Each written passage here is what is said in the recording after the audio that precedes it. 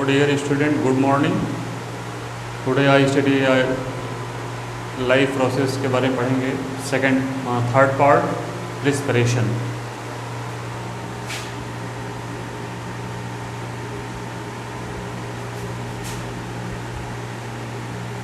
Nutrition में जैसा पढ़ चुके हैं आपके, न्यूट्रिशन की इसलिए आवश्यक है। बॉडी में जितने भी लाइफ प्रोसेस हैं उसके एनर्जी के लिए न्यूट्रिशन ज़रूरी है। तो न्यूट्रिशन एनर्जी कैसे प्राप्त होती है? एनर्जी केवल न्यूट्रिशन से प्राप्त नहीं होगी, उसको ब्रेक डाउन करना पड़ेगा।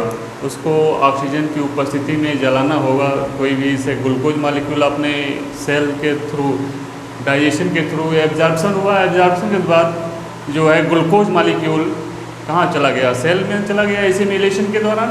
और वही अब एसिमिलेशन हो जाएगा, ग्लूकोज पहुँच गया तो उसका ब्रेक डाउन होगा।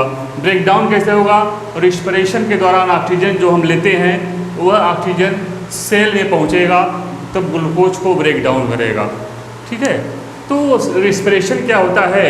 Respiration is a catabolic process in which obtain energy, जिसमें हम एनर्जी को ऑब्टेन करते हैं, प्राप्त करते हैं। रिस्पिरेशन दो तरह के होते हैं, एक्सटर्नल और इंटरनल।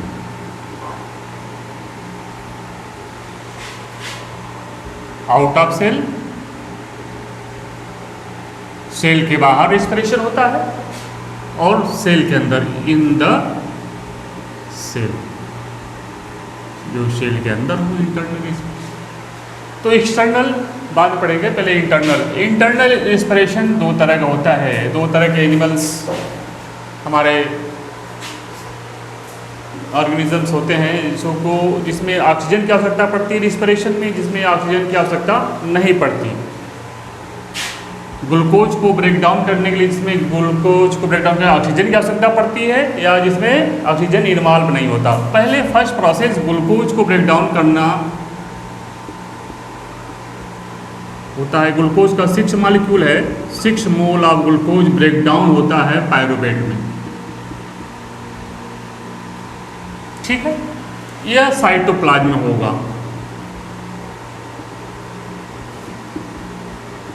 इन साइटोप्लाज्म ये सारे ऑर्गेनिज्म में होगा। ये प्रोसेस जो है सारे ऑर्गेनिज्म में, इसमें 3 मोल पायरुवेट बनते हैं। 6 मॉलिक्यूल ग्लूकोज का पायरुवेट में 3 मॉलिक्यूल्स के रूप में बनते हैं।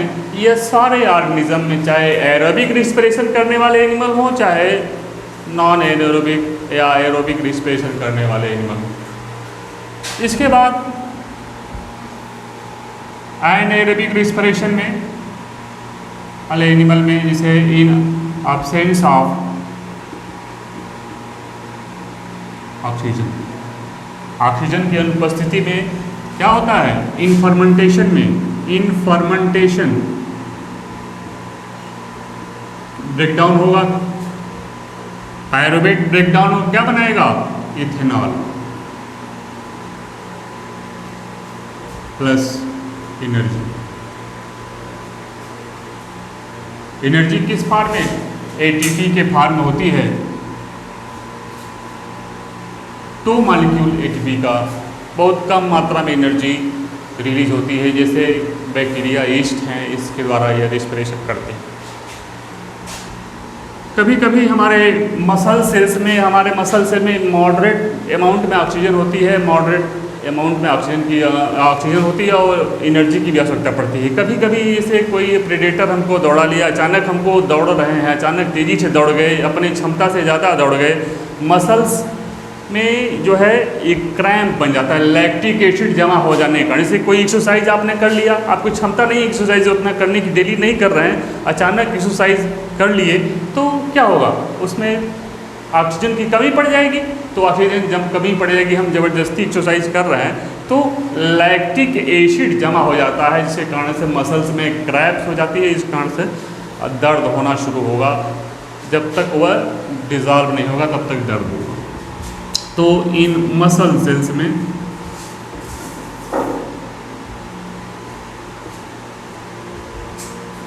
ड्यूरिंग एक्सरसाइज क्या बनाता है? लैक्टिक एसिड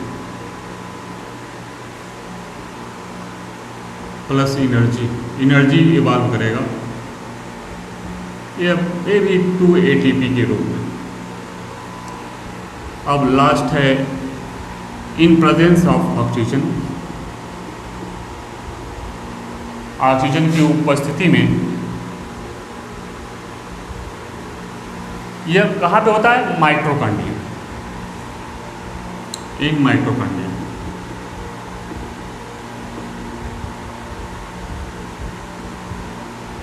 जिसमें carbon dioxide H2O plus ATP energy, जिसमें 38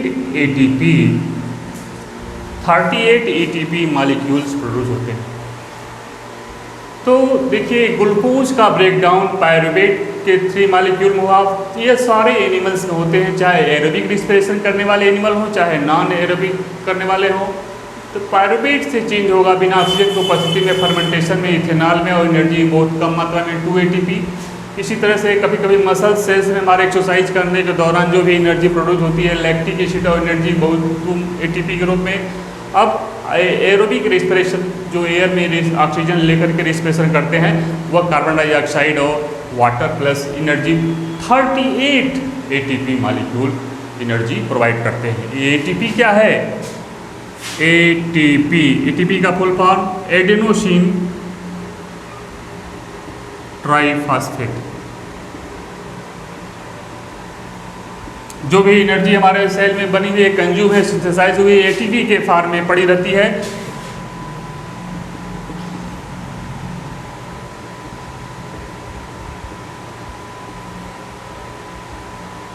ATP से ADP में जब टूटेगा तो क्या निकलेगा? इनऑर्गेनिक फास्फेट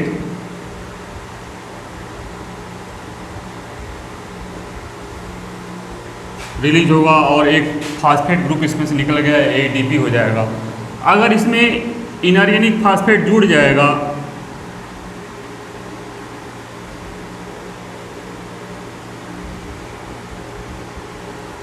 तो ATP मतलब ट्राइफॉस्फेट, एडेनोसिन मतलब 3 फास्फेट जुड़ जाएगा तो ATP बोला है। जिसमें 2 फास्फेट रहेगा ग्रुप उसको ADP, जिसमें 1 फास्फेट होगा AMP, adenosine monophosphate, adenosine diphosphate और एडेनोसिन ट्राइफास्फेट। एनर्जी करेंसी है एडेनोसिन ट्राइफास्फेट, हमारी एनर्जी की करेंसी है, हमारे बॉडी के अंदर पड़ी रहती है।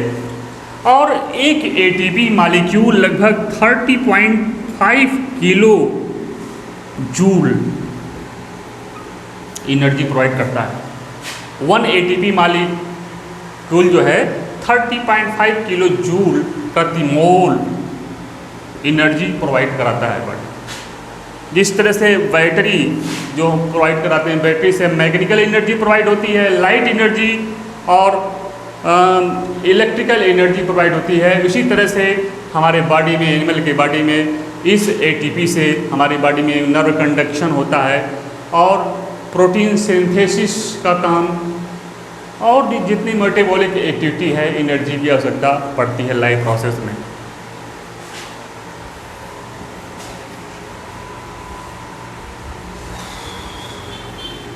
रिस्पिरेशन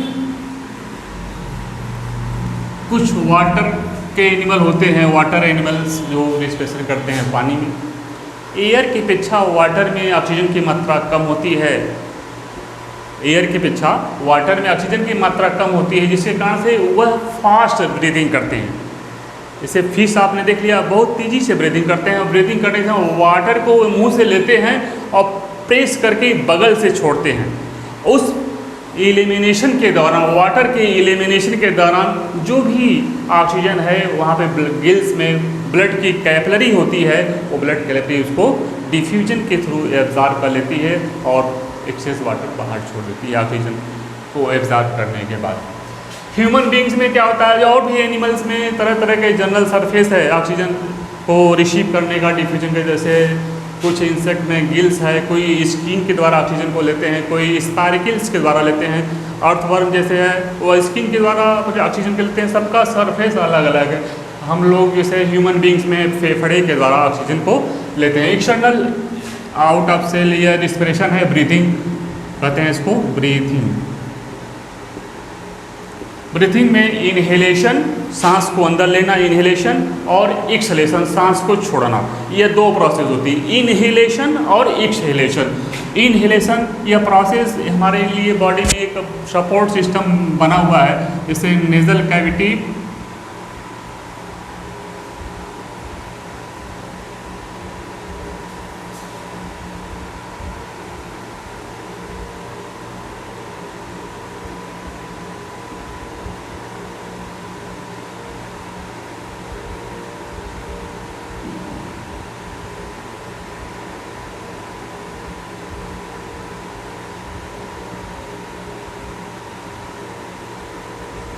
इसी तरह से फिगर ऊपर भी है। यह नेजल कैविटी होती है, नॉस्ट्रिल, यहाँ पे ट्रेकिया, ब्रांची, ब्रांचियोल,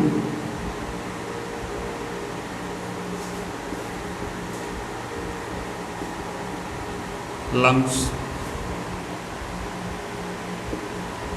एल्वोलाई, एल्वोली, यहाँ पे डायफ्राम होती है।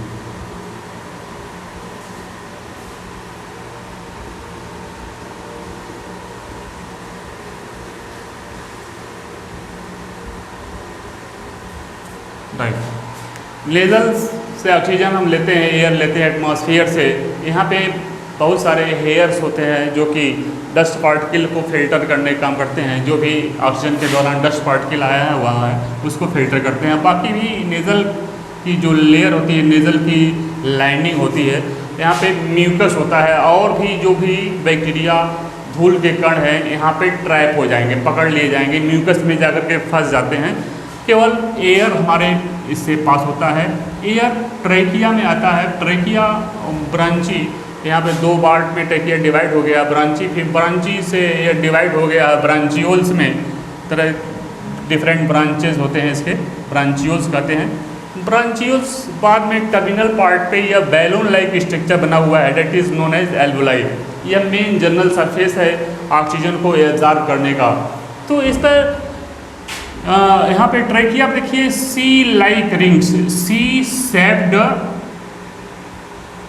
और रिंग्स होते हैं जो कि इस पाइप को हमेशा खोले रहते हैं, जो कि इस कार्टिलेज की यह रिंग्स होती है। यह रिंग्स कैसी होती है? कार्टिलेज की, जो भी मतलब यह ऑक्सीजन को लेते समय, एयर को लेते समय कोलैप्स न हो जाए, पिचक न जाए, इस पाइप को हमेशा खोले रखती है। ये एक हड्डी होती है रिंग्स, ये कार्टिलेज बोन की सॉफ्ट बोन्स होती है जो कि इस पाइप को हमेशा ओपन किए रखने में हेल्प करती है। ऑक्सीजन लेते समय ये कोलैप्स हो जाए, अगर चिपक जाएगा तो हम सांस नहीं ले पाएंगे। इसलिए यह सी शेप्ड की रिंग्स होती है जो कार्टिलेज की बनी होती है, जो कि हेल्प करती है इसको खोलने में। एल्वोलाई क्या करता है, मैंने बताया कि ये जनरल सरफेस होती है, इस पर बहुत सारे एक्सटेंसिव मात्रा में क्या होते हैं, ब्लड की कैपिलरी होती है, ब्लड की जाल बिछी होती है, जो कि क्या करती है, हम ऑक्सीजन लिए इससे होकर के इधर पाया बैलून लाइक स्ट्रक्चर है। यहाँ पे ऑक्सीजन, ब्लड की बहुत सारे कैपिलरी है जो कि ऑक्सीजन को डिफ्यूजन के द्वारा ले लेती है, और कार्बन डाइऑक्साइड बॉडी से, जितने भी बॉडी से ब्लड के द्वारा छोड़ा गया है यहाँ पे शुद्ध होने के लिए, प्यूरिफाई होने के लिए फेफड़े में आता है, उसको प्यूरिफाई करता है। ऑक्सीजन, कार्बन डाइऑक्साइड छोड़ दिया जाता है, ऑक्सीजन को ले लेते हैं। तो ये ऑक्सीजन भाई लार्ज एनिमल में ऑक्सीजन पहुँचने के लिए बॉडी के एंड पार्ट में समय लगेगा। कैसे? डिफ्यूजन के थ्रू तो नहीं चल पाएगा, छोटा एनिमल है तो डिफ्यूजन के थ्रू ऑक्सीजन एब्जॉर्ब कर लिया, लेकिन लार्ज बॉडी एनिमल है तो वह ऑक्सीजन को पहुंचाने के लिए कहाँ पहुंचाना है?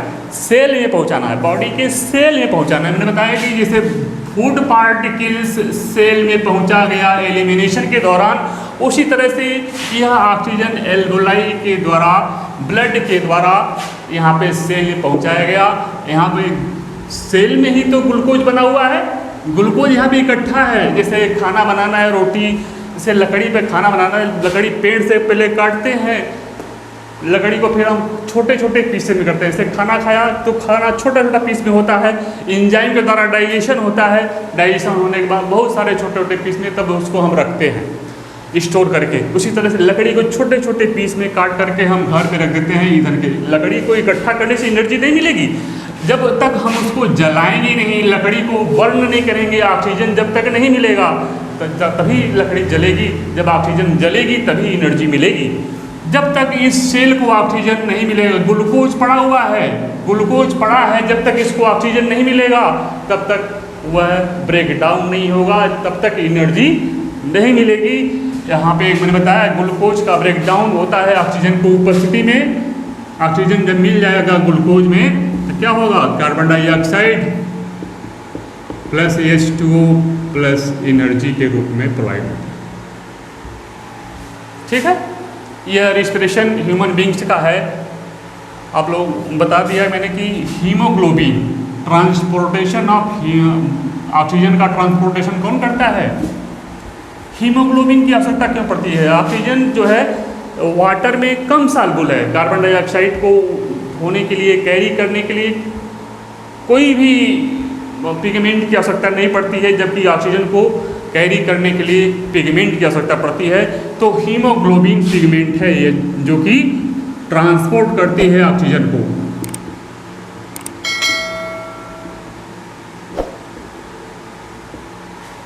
ठीक है, यह कहाँ पाया जाता है हीमोग्लोबिन? आरबीसी में पाया जाता है।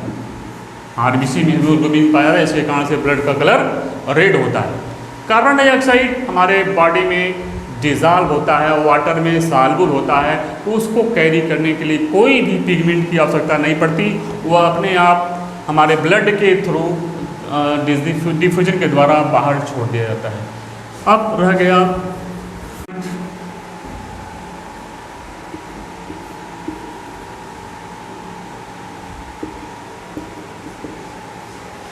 प्लांट में जैसे डे टाइम का प्लांट है, डे में समय क्या करते हैं, नाइट के समय क्या करते हैं।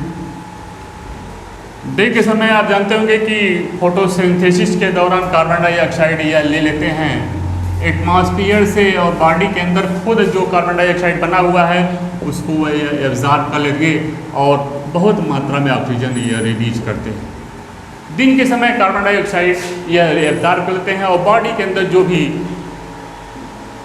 ऑक्सीजन है उसको छोड़ देते हैं, बहुत ज़्यादा मात्रा में ऑक्सीजन। लेकिन रात के समय क्या होता है? रात के समय यह ऑक्सीजन को लेते हैं, क्योंकि फोटोसिंथेसिस होना नहीं है, ऑक्सीजन को लेंगे और लार्ज अमाउंट में क्या करते हैं, कार्बन डाइऑक्साइड छोड़ते हैं।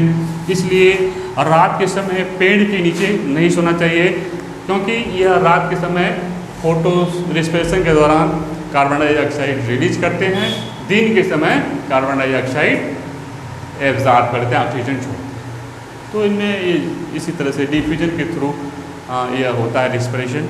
ठीक है, थैंक्स।